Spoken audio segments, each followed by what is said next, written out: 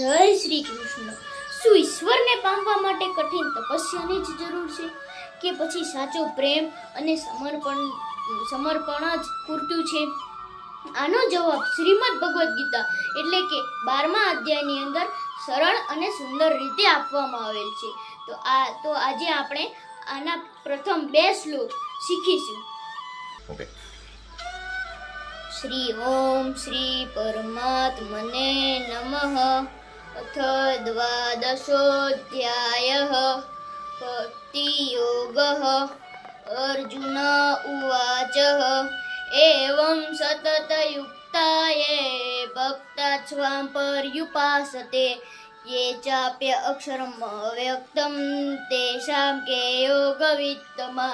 श्रीभगवान् उवाच मय्यावेशमनो ये मां नित्ययुक्ता उपासते श्रद्धया पर्युपेतास्ते मे युक्ततमा मता।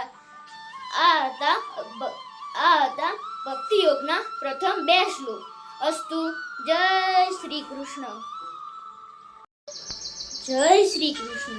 શું ઈશ્વરને પામવા માટે કઠિન તપસ્યાની જ જરૂર છે કે પછી સાચો પ્રેમ અને સમર્પણ જ પૂરતું છે?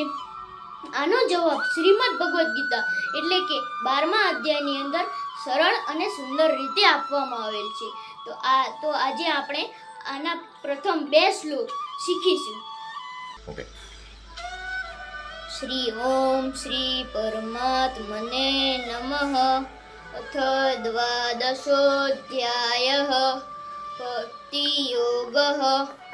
અર્જુન ઉવાચ એવં સતતયુક્તાયે ભક્તાસ્વાં પર્યુપાસતે ये चाप्य अक्षरम् अव्यक्तं तेषां के योगवित्तमः।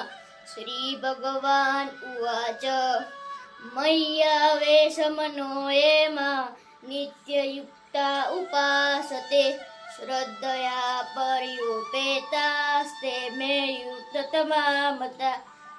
આ હતા ભક્તિ યોગના પ્રથમ 2 શ્લોક। અસ્તુ જય શ્રી કૃષ્ણ।